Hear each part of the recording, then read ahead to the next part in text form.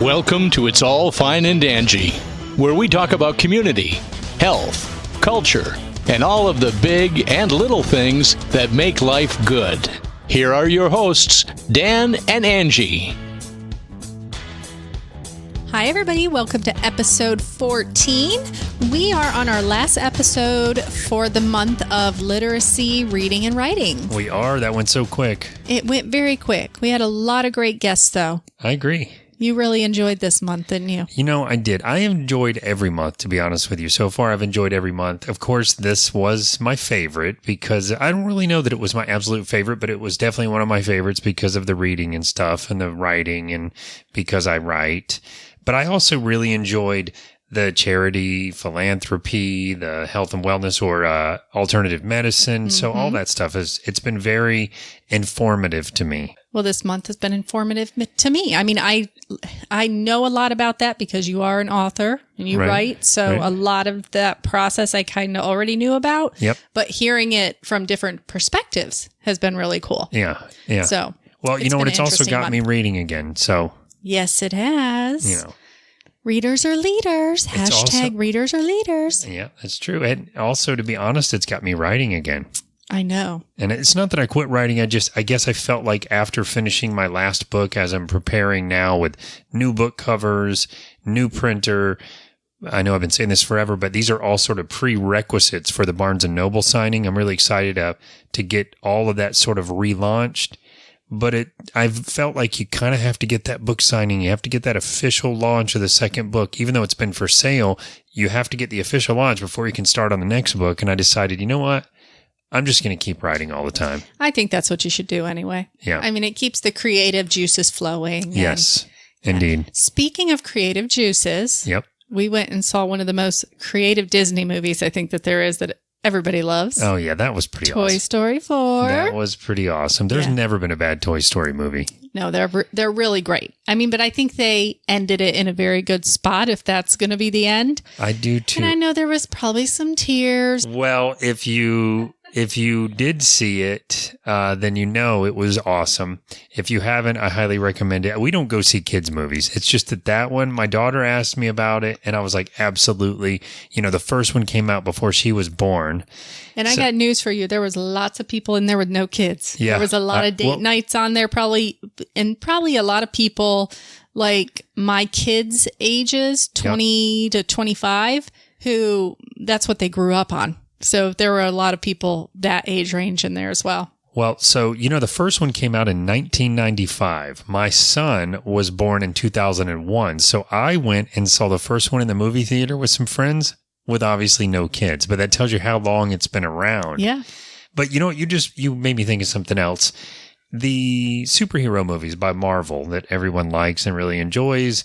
Sometimes I wonder why there's such an attachment to like the Avengers Endgame. I mean, it was a really good movie, but some people thought, oh my goodness, it was just the most crazy thing. And I loved it so much, but you forget, or at least I forget, there's a generation of people out there that have literally grown up on the Avengers movies. Yeah. And so they were little when Iron Man 1 came out.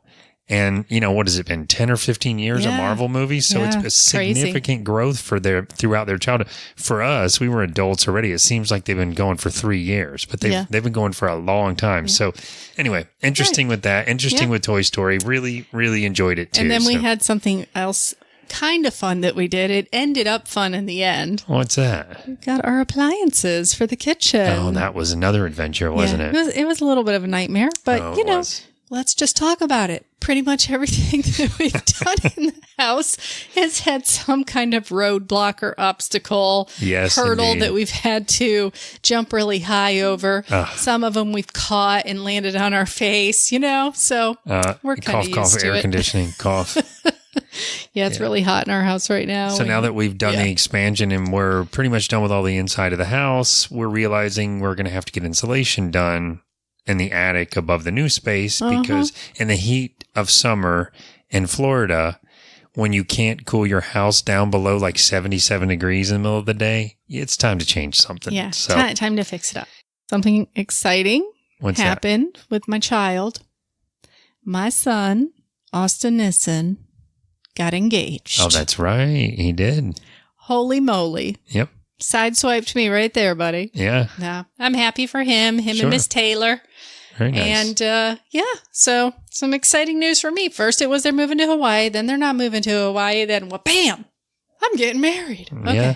Well, I told him, enjoy the engagement. Sure. No rush. Have fun with it. Right? Right. So congratulations, Austin and Taylor. I have to shout that out. Very nice. Well, what's up with you? I know what's up. You know what's up with me. So I was in Chicago all last week. I fly out to San Diego very early tomorrow morning. This is all day job stuff, but I've noticed something as I'm traveling. This is going to sound a little bit like Fight Club, but I really have noticed something as I'm traveling. Oh, yeah? I have, well, in Fight Club, he travels. Yeah. And he has what he calls like single serving friends. Because in a hotel, they give you single serving portions of everything. Mm-hmm. And when you travel, you meet someone for 5 minutes or an hour or 4 hours and you never see them again. That's a single serving friend. Yeah. It's clever. But I've noticed as I'm sort of observing people, and I've never really been too much of a people watcher until I started writing, but I have found that traveling is almost the secret weapon for a writer, because if you just quietly observe people in airplanes and in airports and the Uber driver and you see, or in a city, you see mannerisms or you hear little bits of conversation. And it's interesting because you can use them for character traits in your books, especially if people stand out as being especially nice or weird or have like a tick or a limp or a thing or whatever. So I've been doing this sort of observe and report in my notes for some stories that I'm cooking up. So that's that part's been kind of neat. Yeah. I think, I think that's what most writers probably do. And I was thinking too, sometimes when we travel around, we'll see something weird, like an old bus that has something painted on the side of the road. And those are things too. Those are good that plot you can points. use as just, something that they're passing on a car ride and then they remember it, or a gas station that has something weird that it sells in it, or, a weird quote on the outside of a restaurant, know? So things like that are cool too. Yep. I'm going to be doing some dog sitting. You are. And cat sitting and bird sitting and. Look, I love animals, but bearded dragon. I love animals. And no offense to anyone, because I really do, and I can't wait to get a dog. But I would so much rather travel to San Diego, even though I'm flying back on the red eye and I'll be exhausted. And I would do that 100 times before watching that many animals. I think it's going to be kind of fun, actually. You probably will enjoy it. I don't know that I would, though. I already told Martin, I said, I'm going in the pool and I'm going to bring the dogs out. I said, do any of them go in the pool? Because they're allowed to go in the pool. And there's a couple of them that will swim in the pool. So. You'll be Ellie Mae Clampett in heaven. Yep, they're gonna have fun. Yeah, they're gonna have fun. Well, that's awesome. I thought about something else this week. I know we're wrapping up this and that, but I've given this advice to many people in my life, and I think I'm not going to get mushy, but I learned this very recently in my life. I wish I would have learned it much earlier, and this is why I try to tell my kids this. And you may find this to be strange advice, those of you listening, but I feel like people in your life must add value. The people that now, this isn't always the case, like with work. If you have a job that you just have to work your job and you have to deal with people, sometimes that's life, especially if you have to deal with the public. But the people that you choose to have in your life, whether it's your friend or your spouse or your significant other or your partner or whatever it is, the people in your life should absolutely add value to your life. Certainly not take away anything from your life, but also not even keep it the same. And that's the part that probably sounds a little bit selfish. But what I mean by that is, if having people in your life doesn't elevate your life, doesn't make it better in some way, then they have no value. And this sounds very non-emotional and very scientific and mathematical, but I sincerely believe that to be the case. So if you know people and you have them in your life regularly by design, and you don't feel like your life's really any worse, but it's also not any better, in my opinion, you should remove those people from your life. And this, I'm not talking about your family and people that you may have to have around you, but I'm saying the people that you select to have in your life, your friends or your significant other, and that kind of people. I also feel like it works in reverse for them. So you got to remember, when you have friends, you should be adding value to their life. I should agree. be making them a little bit happier somehow, or doing what you can to, maybe you're going to run an errand for them or do something for them. Because I have found in my life, I have chosen people to be in my life that were just sort of there, that weren't adding any joy to my life. And it ultimately, there was a drift because there was really no value there. I've also obviously had people in my life that took away value. And I think ever since I discovered this, and again, it was within the past 4 or 5 years, I feel like it has changed my life, because I feel like I am more selective with how, I don't let people start creeping into my life if I don't feel like there is absolutely something better coming as a result of them being in it. Yeah, I think that's good advice. I think I kind of give the same advice to my son when it came to being in a serious relationship. Sure. I feel like both people should be givers in the relationship. And indeed, I do too. But see, that's a challenge, because if someone's not a giver just in life, there's a lot of takers. And I don't want to say they're bad people, but I obviously have no idea how it works with takers. I have been in relationships with them, and it has been a drain on me, because if someone is just taking, and you're just giving, even if they're not being mean about it, you just start feeling emotionally, financially, just exhausted across the board.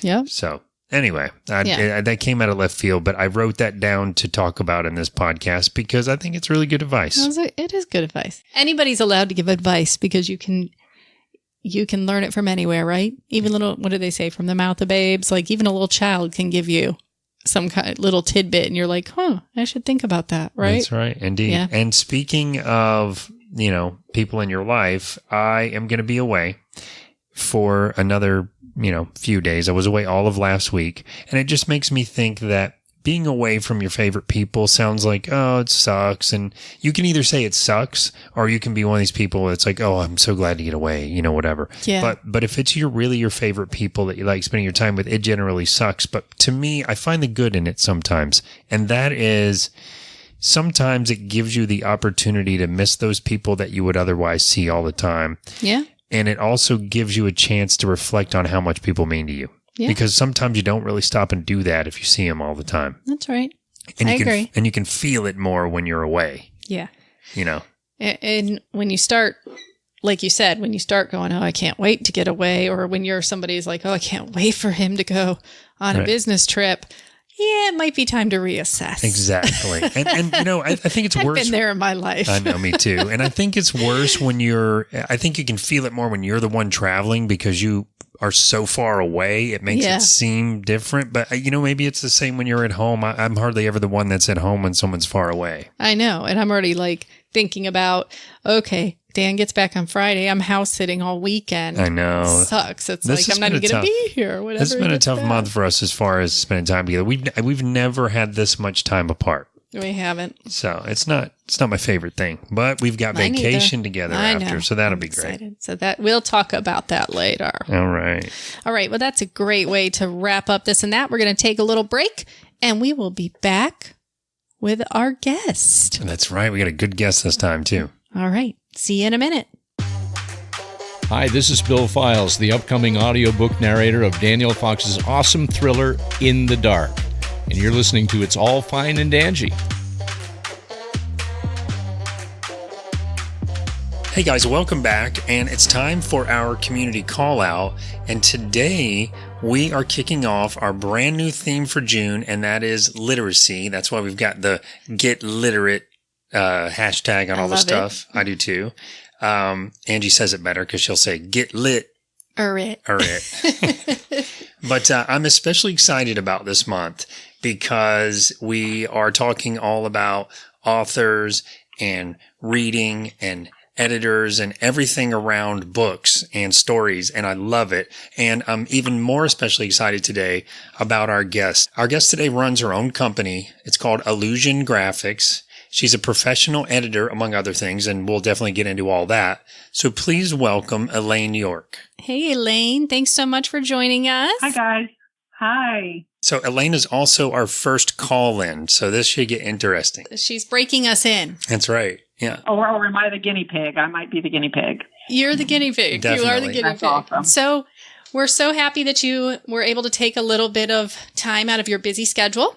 And first off, just tell us a little bit about yourself. I mean, I know a little bit about where you grew up, but I'm sure the audience would like to hear as well. Well, I'm actually a native Floridian of over 4 decades. I won't tell you the exact age, but a few years back, we had the opportunity, my husband and kids had the opportunity to move out of state with a job relocation. And so now we're right outside of Washington, D.C., which is significantly different than living in Central Florida all of my life.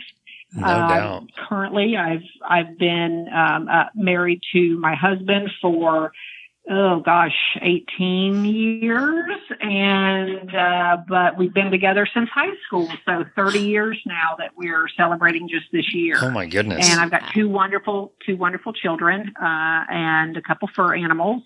And we're, my kids are 14 and 9, and we're just really enjoying, living up in Maryland, right outside of D.C., but definitely miss my home state of Florida. Oh, wow. Well, you're missing some insanely hot weather right now. I'm sure you're not really missing we were that. as hot today as you all were. It was like 95 here, but oh, wow. Maryland weather goes, a week and a half ago, we still had the heat on in our house. Oh, my goodness. And so, it's the craziest stuff. And then the next day we'll have the air conditioner on. So, Elaine, you said you work from home. You have your own company. And one of those things that you do is edit books, because we know you're Dan's editor.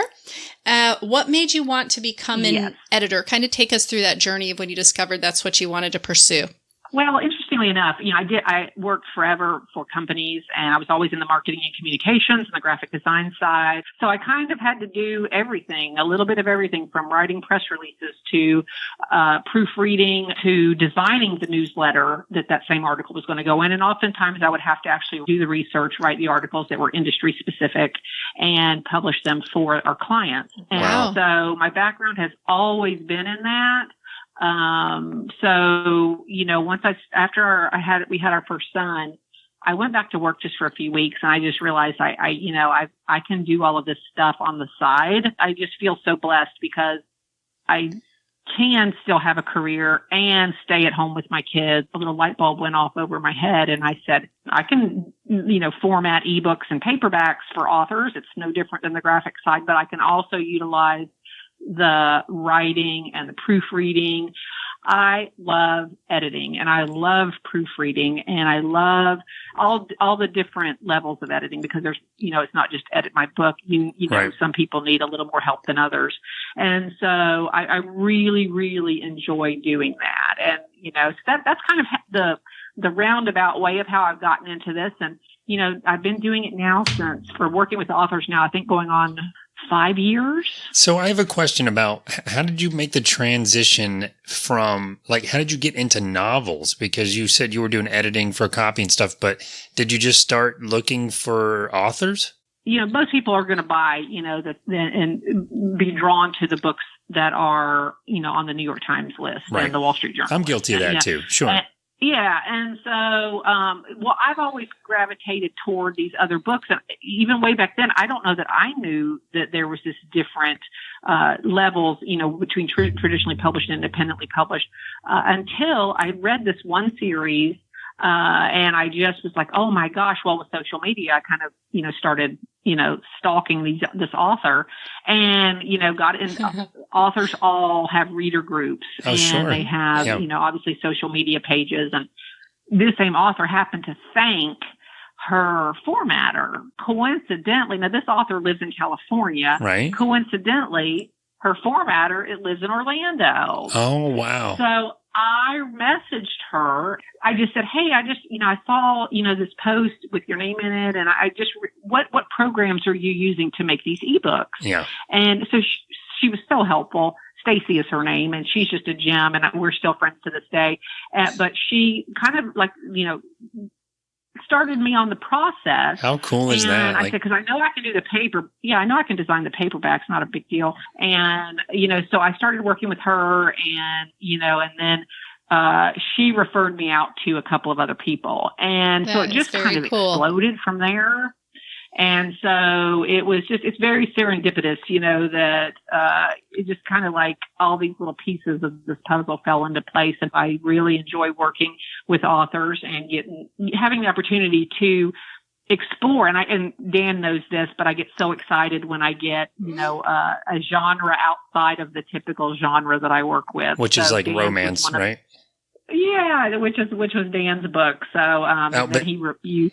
Oh yeah. Your typical genre is romance, right? It probably 90%. Okay. And that's because that's really the lion's share of the business right now. Yep. With an independently published author, especially. Yeah. Just for clarity for the listeners, so Elaine is saying that my books are not romance books. So if you're thinking of they getting are not romance, although I did have to tell you to add one scene in. I do remember that specifically, Dan. Yes, that scene went really well. Actually, I've gotten some funny feedback from moms that have been reading it, like at school and stuff with their kids, or uncomfortable. Yes, Mindy was telling us that she was reading it when she was at like karate practice, and then her face is turning red. So, thank you for your suggestions for that. That was was a hit. Honestly, with technology and the creation of the Kindle. And then these ebooks, I mean, it really allows. I will be the first to say I read only on my tablet, or even on my phone if I'm in a crunch or if my tablet's charging. Authors hate to hear that because we don't make as much from those. But if I'm being candid, I do the same. I do the same. I know, and the only reason is, and I saw this meme a long time ago, and it showed like a book, and then it showed a tablet, and it said one book or an entire library. Right, especially if you read like you do. You'd have to bring a whole extra car to vacation. Yes. But honestly, there are people who own, like I have a ton of paperbacks that I've been given by all my clients. They'll send me, copies, and I love that. But I feel like those are kind of sacred because they're signed, and I don't really want to even break the spine on them. Yep. So I have, kind of a wall of books of clients who've just, wonderfully sent me copies of, either things I've designed or edited. Sure. And, and I love them, but I feel like they're like treasure, I don't want to mar them in any way. So, all right, you've kind of led me into this one, but as you talk about all of the editing that you've done, and you talk about all the authors that you now almost know. I was one of the authors that sent you a book that's signed, so I hope mine's in that pile too. But can you kind of tell us? Yes. Mm-hmm. I'm looking at it right now. Oh, cool. Awesome. So can you kind of tell us the difference between what an author does and what, obviously I am an author, so I have some familiarity with this, but what does an editor do versus what an author does? And I guess what I'm asking is, what is it that an author is responsible for before they send it to you to do the editing? Well, and it's interesting because, the authors, they truly, are almost like they're the parents of these characters, that they bring these characters to life and this story to life. And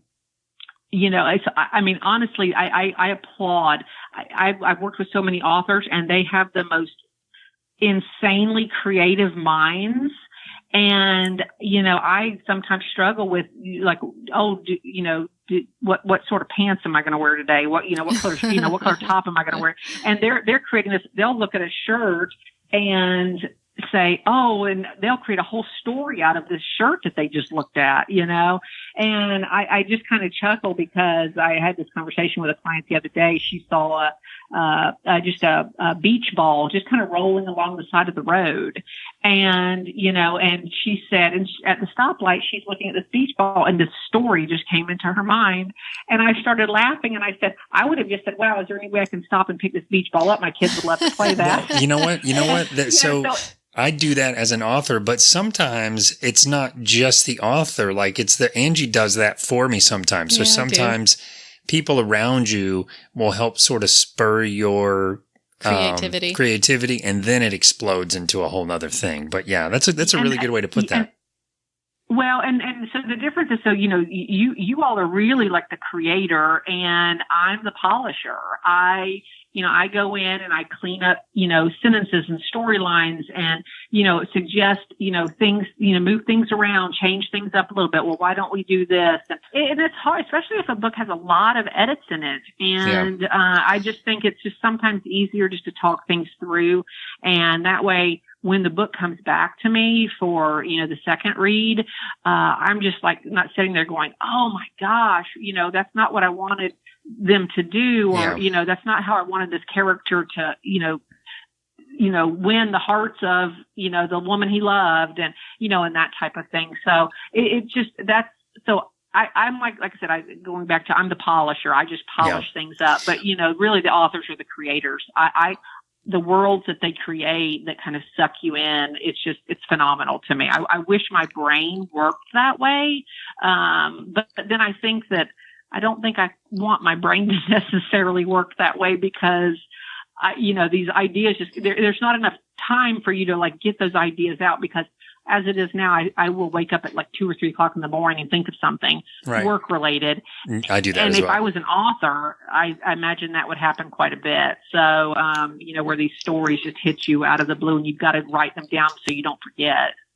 Yeah. So I do that a lot. I take little notes and stuff, and I can vouch for you definitely when you talk about how you rearrange the story, because that's one of the things I noticed. And I really don't mean for this interview to be a plug for my books, but I noticed that it's not just like typos and things. It's also story structure inconsistencies or things that, 2 pages ago they put down the knife and then you just had them put down the knife again. Those kinds of things are super helpful and things I didn't even know were part of the process. I try. I never know if an author is going to hire other people. So if I see something that's wrong, I go ahead and fix it just because my name is going to be in the book. Yeah. And that's kind of a plug for my business. Yeah, of course. So, so, people, think that editors should also fix all the typos, but realistically, that's the proofreader's job. Yeah. But I don't ever know if, a lot of times, and I tell clients, if you can't afford an editor, at least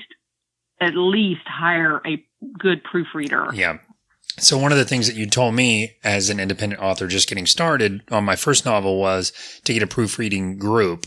And that ended up being invaluable for me because it was like all the moms at my daughter's cheerleading thing that read the book first. And I told them, that people feel like they're being insulting, but I told them, no, I really need your help. And they were great at coming back with all the little markups. So what I tell authors now and what I've learned from that and from you is that it's also less expensive if you get the typos and all that little stuff worked out before you give it to an editor who is paid to do true edits to go through. And I know I'm being a little bit of hypocritical because I know that even after I do the proofreading and stuff, sometimes you still catch them in my books. So, it's a process. Yeah, and they're in every book, though. Yeah. Every book has a typo here or there. And traditionally published books, too, that have countless staff working on, books. I've seen, mistakes in traditionally published books. In your schedule, you talk about all these books that you read. What genre do you like to read? Because you're editing a lot of the romance novels, it seems. So what's the genre that you usually go for? Definitely science fiction, cool. Mysteries, thrillers. I'm a diehard, Lord of the Rings, Harry Potter, now you're talking. Game of Thrones. I mean, that's really, my jam. I love science fiction. I love any type of, edge of my seat mystery, that just, I can't figure it out. Dan's books are that way. And, so I'm always like going, okay, I think I figured it out, but not, and then it ends up not being what I thought it was, which is great because that's what I love. So when you go on vacation or just around the house, you mentioned you have a 9 and a 15-year-old? Almost 14. He'll be 14 in a couple months, yeah. So do you, I'm sure you encourage your kids to read, but do you enforce it outside of the main subjects of school? It's so funny. And, and I'm sure you all can attest to this, that the teenagers, kind of like, they just want to do the work that they have to read at school. And so my oldest son will read. He doesn't hate it, but he doesn't actively go pick it up. I think that's the world now. I think it is too, yeah. Yeah, but my 9-year-old, like, he got off the bus he was stepping off the bus reading a book, and I'm like, "Will you watch where you're going?" And so, I mean, I couldn't like make him put it down. He's like, "But I'm almost done. I only have like 12 pages left." Oh wow! So he's a reader, but I do not enforce it. I know that sounds terrible, but it doesn't. I don't think you can force someone to love to read. No, they'll hate it even more. I think if you do try to force it. Yeah. So it's almost. It has to become more organic to where they think, "Oh, I want to read this book." But the books that the kids are made to read in school, they'll come home and we talk about it, especially because they'll have like quizzes and things on the various chapters. We do talk it through, and some of the books are books I've read, and others are like, it's young adult books.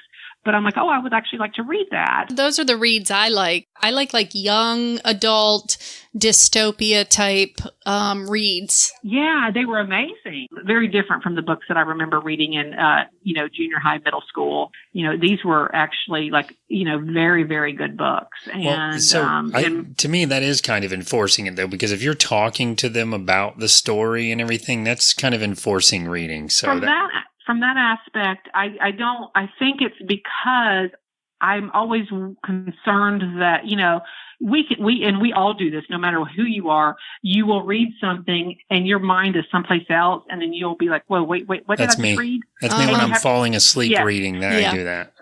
Yes. And so my purpose behind that with the kids is that, are they retaining what they're reading? And so I question them to see if they can tell me, what happened after, Susie Q went to the store that day. And I want to see if they've actually remembered what they're reading. So that's right. Because long gone are the days of the good old fashioned book reports, Yes. And honestly, retention is a huge issue with some kids. They can read it, but an hour after they're done, they have no idea what they just read. Well, that's with some adults too, because I'm 43 years old and in college again, and Dan can read something super fast, and I have to sit there and read it several times and kind of break it down. And, I just have to read it several times in order for it to sink in. You know what I think really helped promote me? I don't know if you remember this, Elaine, but when we were like in middle school, maybe elementary school, there was a machine at the library that would show you a section of a sentence at a time. And it was almost like some kind of microfilm. And there was a dial on it. That. It was a dial on it you could turn to see how fast you could read. And then you had to answer 5 questions at the end of each chapter or whatever. Yeah. And I was so thrilled with this sort of the almost video game aspect of that thing that I got to where I could run it wide open and get 100% on every one. So that was my little nerd thing. But to this day, I feel like it taught me to read really quickly and retain it still. Retention is such a crucial aspect with kids' brains right now, just because of everything that they're just inundated with on a daily basis. Well, any job you do, you could arguably say whether you're digging ditches, building buildings, or doing brain surgery, you need to be able to read stuff and retain it in order to learn. Yeah. But so I have a sort of an off the wall question. Have you ever thought about writing? No. No? And it's fun. I had a feeling she was going to say that. Well, I mean, she's doing so much of the work already. I just wondered, No, you know why? It's because this sounds terrible. I would never be disciplined enough to sit down and write a book. But I am disciplined enough to work 50, 60 hours a week. So same. So it's a different, that takes, I don't know that my brain works in such a way that I'm so OCD that I would need to chapter 1's going to be this, chapter 2's going to be this, chapter 3. And I wouldn't want to veer out of that. And I don't know that I'm that forward thinking enough to plot out a 40 chapter book or however many chapters. But then I have clients who tell me they don't work with an outline at all. And I have other clients who said they write the end of the book and go backwards.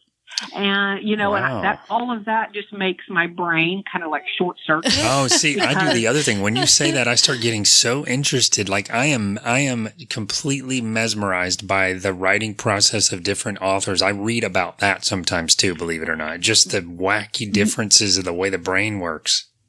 you know. Well, and there's the authors who are like me. They have to have that outline. They outline it out, you know, and so they know the direction that they're going, and they know the direction that their characters need to take. I am so that guy. Yeah, oftentimes the characters will kind of veer off, you know, as they get into the book. They'll, you know, you'll hear a lot of authors say that the characters kind of talk to them, and you know, so you try to make, it's kind of like raising kids. You know, you try to make your kids go in this direction, but you know, as they get older and as the storyline progresses with, you know, with your children, they kind of all go off in a different direction. And so it's a similar kind of thing. I truly believe it's like raising a family. You're writing this story, but you're really letting, you know, allowing readers to see a snapshot of this world that you've created. Sure. And so oftentimes the world becomes too powerful for the characters, and they're able to then kind of go off on their own, and you kind of have to allow that to happen. You know how crazy that sounds? It does sound crazy, but I'm telling you that is 100% true as a writer. That is so true. Yeah, and that's just it. I don't think that my brain will allow me to veer off. I enjoy the editing. I enjoy looking into Dan's mind, and you know Susie Q author's mind, and you know and just I want to be part of their world, but it's not a world I created. And I think that's where the magic happens for me. I got you. I get that. You don't want to ruin the magic from trying to do it. Well, you know, I'm kind of a hybrid, though. I am definitely OCD with some things. I use a mind mapping application on my iPad to draw out the characters, major plot points, and then throughout the life of writing and then rewriting the story, I start peeling out chunks of those and then putting them in stacks, which represent each chapter. And that's how I don't know how people wrote books before digital stuff. When I hear about a lot of pen to paper. But you know, some people still do that. Chuck Palahniuk does that. Neil Gaiman, he still does that. It's crazy. Oh, I have a client who asked me if I would edit for him, and he then proceeded to tell me that his book was not typed in, and I thought, oh no. Well, people like Chuck, for clarity here, I just listened to the interview of Chuck with Joe Rogan, but for clarity, he writes it out by hand, and he does that because it's incomplete, and when it looks incomplete, he will keep messing with the story, but once it's nicely printed in that font, and it's looking at a screen, and it looks complete because it's been typed out, that is almost like the finishing of it, and so he doesn't want to mess with it after it's been typed. And it sounds mental, but I totally get it. But, you know, I would just have to think, because going back to, you know, again, dating ourselves, back when we had to write research papers in school and we had to type them out on typewriters, and oh my gosh, please tell me we're not going to make a mistake, right. You know, Exactly. and then have to retype the whole page again. And so, like, when these people who are writing it pen to paper or pencil to paper, and they need to add in a whole scene, how do you do that? I get you. But I do think, have a handwritten. I do think there's a level of investment that they put into the story. That's debatably more so than those of us typing, because they know. Yeah, true. You know what I mean? That's there's true. A lot of thought that goes into exactly how I structure this sentence. And even though I do that too, I do it sort of after I've typed it. Then I go back and look at it and edit it and edit it and edit it, you know, that kind of thing. Yeah. So I don't know. It's interesting though. This has been super interesting just to kind of peer inside your mind and get some of the things that you go through on your end, so that authors kind of know what an editor would go through. Oh, definitely. And, you know, our whole theme this month is all about literacy, because this is Dan's month. You know, last month was alternative med. Right. And so it was all about, well, I don't want to say it was all about me, but, you know, things I'm super interested in. We're integrating our interests. Yeah. Sure. But so we're all about bringing attention and awareness to organizations that we want to help, right? That's kind of where we're going with our podcast. So Is there any organizations that you're involved in or that you have been involved in that you'd like to mention, especially if it revolves around reading or literacy? Well, and, there's there's two that I kind of really enjoy, either donating things for or just utilizing. And one, I know that you all will have heard of the little free libraries that are, that kind of pop up here and there. And that's an organization that, started these little, basically it's just a box and they're kind of everywhere. And, but people will, basically it's take a book, leave a book, type of mentality. Yeah. So it's, those have just kind of exploded over the past few years, but they're nationwide. Yeah, they're nationwide. And then the other organization that is more charity based, but it involves books. It's called the Bookworm Box, and they're out of Texas. And you basically pay a subscription, a monthly subscription, and you get a box, and it'll have a ton of stuff in it. It'll have a lot of books, some other pens, just a lot of what they call swag, in the book world. But and so that money that is used from that subscription service is given to a charity. And so the lady who started that organization, I do some formatting for her. She's also has a publishing deal. So I do work with some authors who have publishing deals. So their books go, certain books that they write are, go to a publisher, and then other books they're allowed to publish on their own. And so I do have several clients who has that kind of arrangement set up. But anyway. What is her name? Colleen Hoover. Oh, I am connected to her on Facebook. You must have told me about her before. That's awesome. So what I'll do is when this show comes out, I will post links to your business, also to the Bookworm Box, to Colleen's link, and then also a link to just a typical one of these portable library. Yeah, totally. That's really cool. Well, Elaine, thank you so much for coming on with us. I can't thank you enough. It's super interesting. Of course, I'm super jazzed about everything we're talking about because it's all book related. Yeah, and I know that some of the authors that are listening will probably get a lot of, or people that want to become authors. Right. Now they have kind of a direction to go in, you know?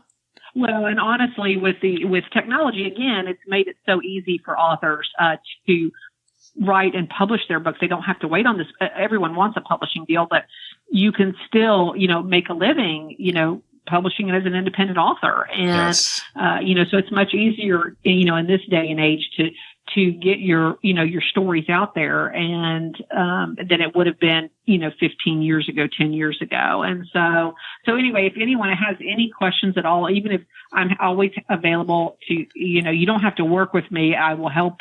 I will answer any questions that anyone has. I'm always. Oh, that's awesome.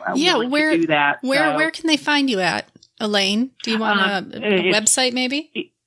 Yes, it's www.allusiongraphics.com, and that's Allusion with an A, and and it has all my contact information on there and email. And again, I'm very. My OCD kicks in, and so I respond to emails very quickly. Yes. Just because I just have to. Mm-hmm. And but I'm happy to help if anyone has any. Just not even know. I have a story, but I don't even know where to start, and I would be happy to help. Great. Well, that helped me when I got started. So I'll definitely post a link to your website on the information station tab of fineanddangy.com as well. So people can just go there. Yeah. So if you're listening and you've been thinking about writing, but you don't know where to start, ping Elaine. Well, I appreciate this opportunity, and I love that you all have started this podcast, and I thank you so much for asking me to be, in this, this inaugural session of this, the call-in interview. And you broke us in. I look forward to listening. I look forward to listening to more of your podcast. All right. Well, thank you so much, Elaine.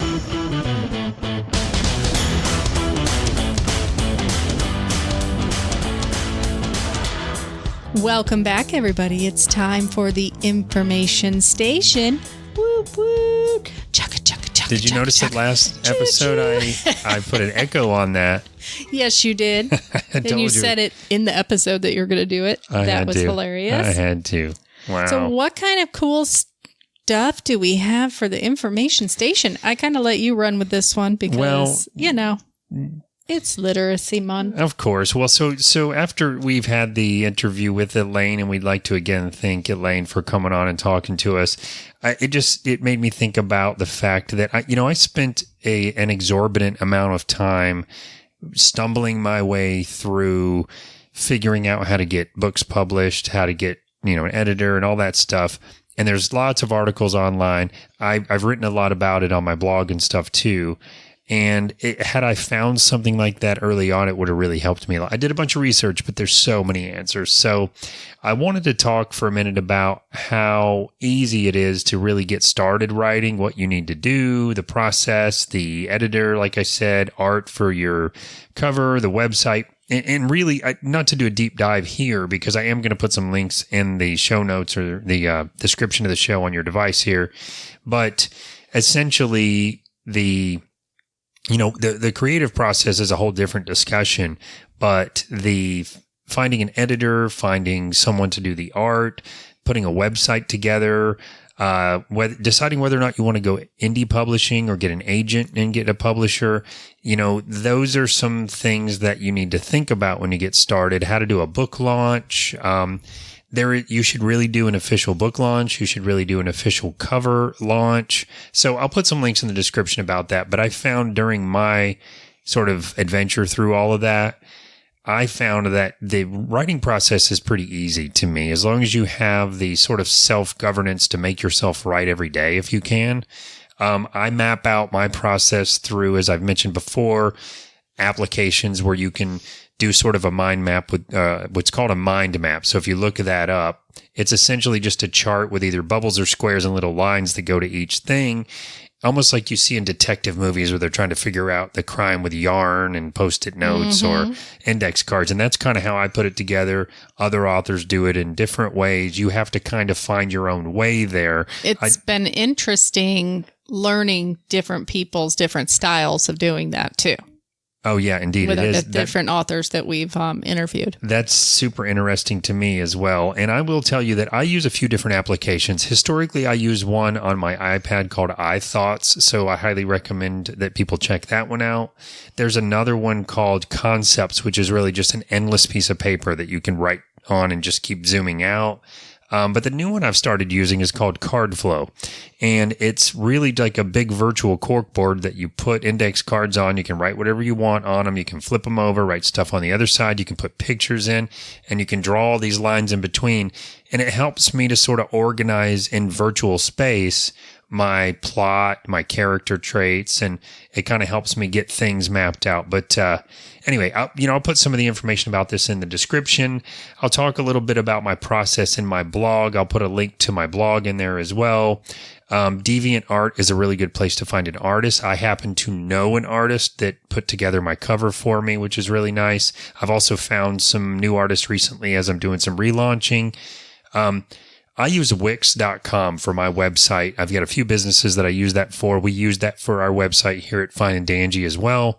It's very user-friendly. It is. They're not sponsoring us yet, but it is super user-friendly. It is, anyone can do it. You don't need any skill in developing. And so if you go to fineanddangy.com, you'll see that you can have a full-blown website just by using these templates, but it's very important to do. And it's absolutely free on Wix if you don't really care about doing your own domain.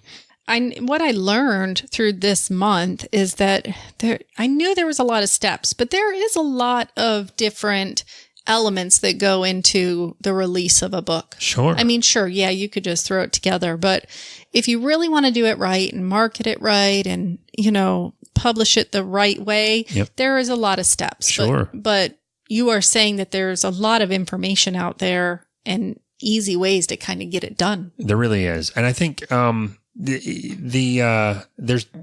different ways to go, and there's articles that sort of contradict each other, so it can get a little confusing. But I think the biggest challenge is deciding whether or not you want to be an indie publisher, publish yourself, or find a publisher. I am an indie publisher. I would like for my next book to find a publisher. And part of the requirements of finding a publisher for most big publishers is you cannot have released that book as an indie author first. They don't want anything to do with it. Gotcha. But it also means you have to shop your title. And you may go through 20, 30, 40, 100 publishers and still get no's, or they didn't read it at all, and you never get a response. And you have to be patient. And now, do you actually send books to them, or is it like a PDF or something like that you send to them? Well, if you essentially want to get an agent, you want to hire an agent to do this for you, because they're the ones that have connections with the publishers. They're the ones that do the submittal process and really understand the format of how publishers like to receive it. We didn't have an agent on. We need to, next time we do a book about books or something, titled a little differently, we should have an agent. We should have an artist. Yep. We should have an agent. Yep. And some other things gearing towards that. I totally agree. The trick is finding an agent. Because that's the same thing as like finding a publisher almost. If finding a good agent, agents are the people that authors that want to be,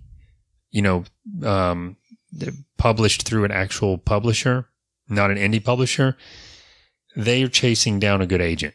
And, I just started getting into this. So is it that there's not a lot of agents for books? Or? Well, you have to pay an agent a pretty decent fee. Oh, okay. It's like an attorney or something. You know what I mean? You have to pay for it. It's not free. That's how they make their money. But they've also got connections to the publishers. And different publishers have different requirements. They might have a one sheet you have to send that has the full synopsis of your book, including the twists and the finale.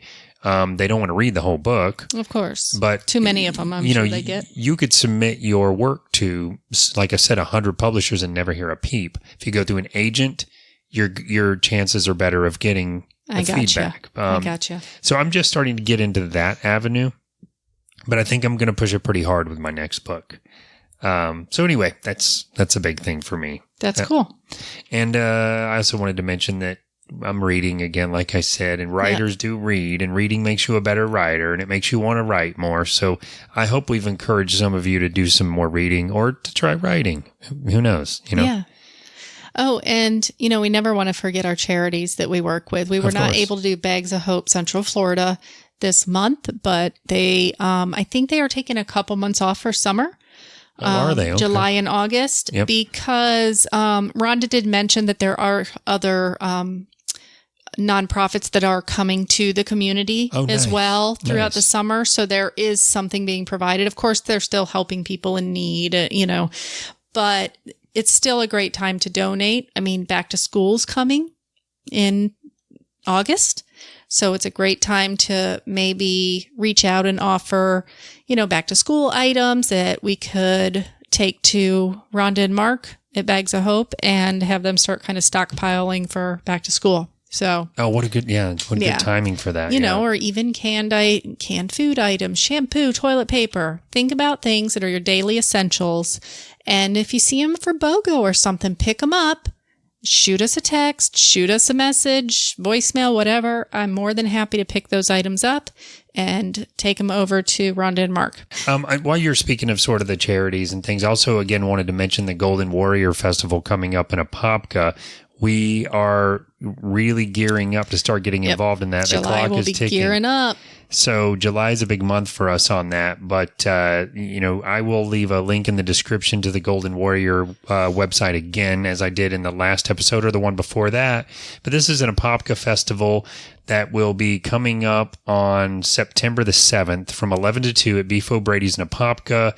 It's a fun day for family fun, but it's most importantly a day for raising awareness about childhood cancer. There'll be a car and truck show there. There'll be bounce houses, and we'll definitely be out there. We'll be broadcasting live for a while out there as well. Mm-hmm. And we'll be there to support Elena and, of course, her son Aiden, who's been diagnosed with a form of cancer called neuroblastoma.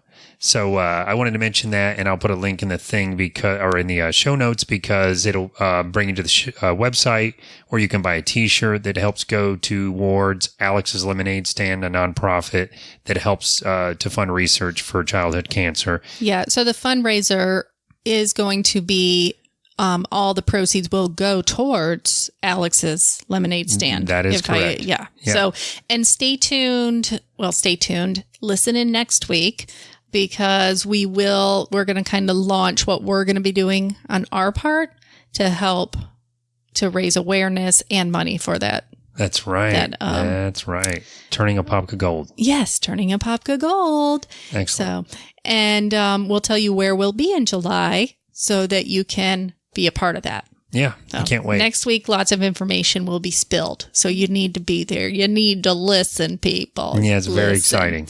I wanted to give a shout out real quick before you go on. So I have a very dear friend who I've known for many, many years, my friend Robin. And I just wanted to give her a shout out and tell her how proud I am of her for being strong and doing something. She's a giver, right? She gives to everybody else, has done little for herself in her life, and she is doing something now to truly make herself happy.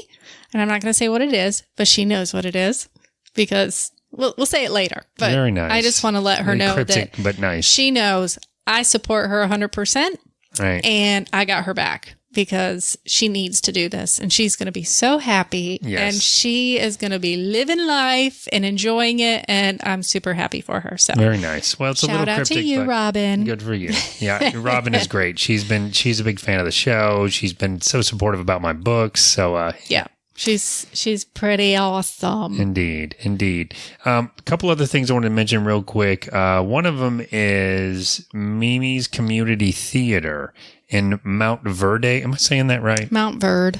Mount Verde. I mean, you say it fancy. Mount Verde. Verde. I think Verde. Maybe I am wrong. I don't know. But there's an I've always said it Mount Verde. I want to say Verde for some reason. Verde. But anyways, I should know because my favorite coffee shop ever, the Coffee Shop of Horrors, is right there. I still haven't been there. Oh, it's so good. I've been back since I talked about it last time. But Mimi's Community Theater, there is a play coming up in August called Fairy Tale Misfits. And I will tell you, when I heard they were doing this play, I thought, well, that's cool, but it sounds like a little kid thing. I'm just not really into it. Now that I've heard, full disclosure here, my daughter Rachel is in the play, but I've seen plays at Mimi's and they're really good. And I've mentioned them before too. The premise of this, and I'm going to read it, but let me read it first and then I'll tell you what I think. Okay, go ahead. So the premise is when a mysterious talking groundhog steals young Ellie's homework, she takes off down a hole after it and finds herself in a place where nothing is as it seems, the land of rejected fairy tale characters. Here, Ellie meets a crazy assortment of misfits who were cut from the fairy tales we all know and love. Sounds like a total kid thing, right?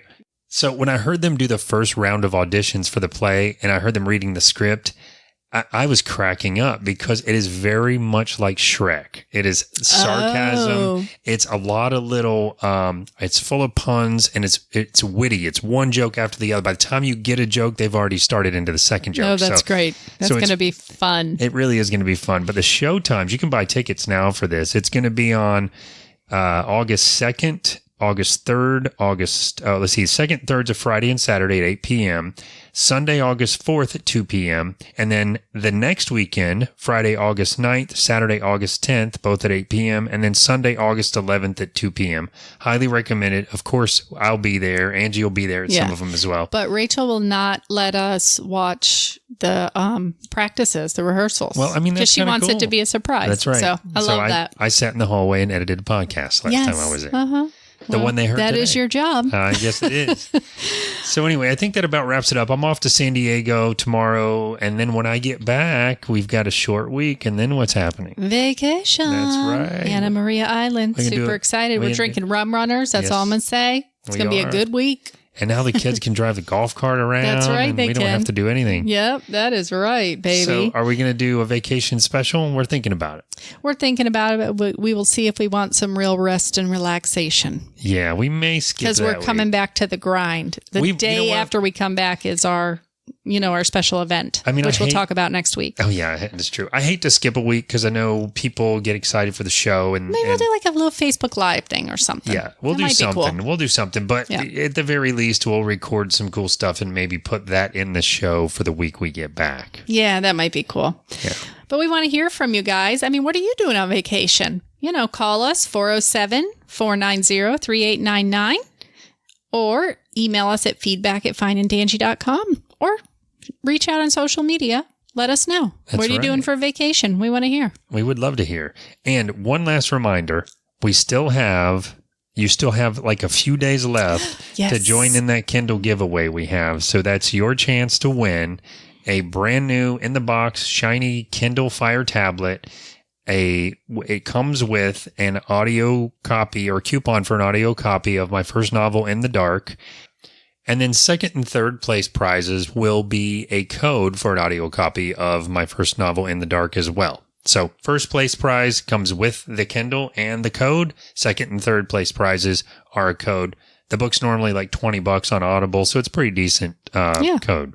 Cool. So Still, I'm excited about that. That's right. You've got a few more days. There's a lot of people have entered. So right. And we are gonna do that live on Facebook June 29th. We will announce the time on our social media, so please stay tuned. That's this coming Saturday. Saturday. That's today is Thursday. That is 2 more days you have. So actually, it's only 1 more day you have because the cutoff is Saturday. Saturday's when we're going to do it. We're going to do a on Facebook Live. We'll run a randomizer so you can see that we're not cheating or selecting favorites, and then we'll announce the winners on the air. Now, how do you join? You might ask. Yes. Well, what you can do is you need to find that original post that we talked about, the giveaway. On Facebook. That's right. And you need to like, tag, share. Make sure you do it in that order, or we cannot see who actually did all 3. So.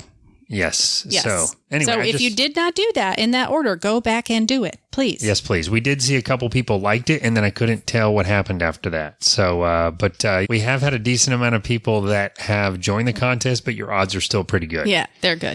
So even though it's hot outside, just try to stay cool and see what you can do to brighten up somebody's day just by being kind, because we're all in the same boat here in Florida. Super hot outside, sweaty, sticky. It's very irritable.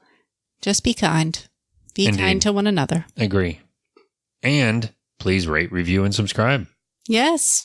Don't forget to say that every time. And remember, the great thing about a podcast is you can listen to them anytime. That's right.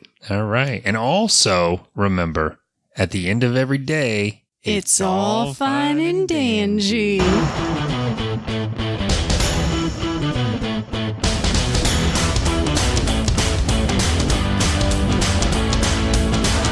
What if you're listening from like Alaska?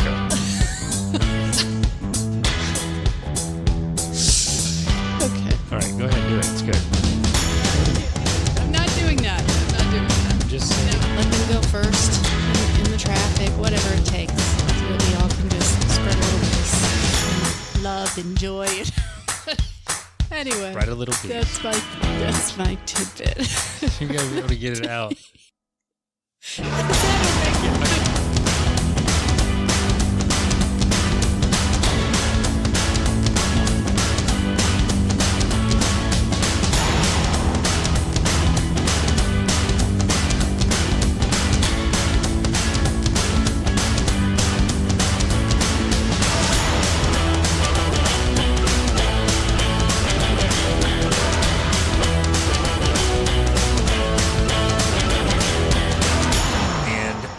Second and third place prizes and then second and third place. What is wrong with me tonight?